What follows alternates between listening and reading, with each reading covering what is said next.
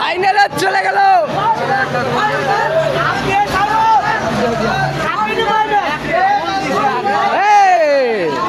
কি হলো এলা, কি হলো?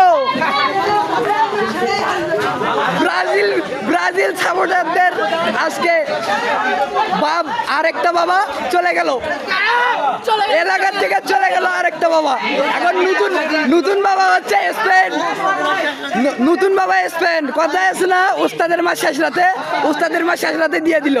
বুঝতে হবে বিষয়টা, হ্যাঁ উস্তাদের মা শেষ রাতে।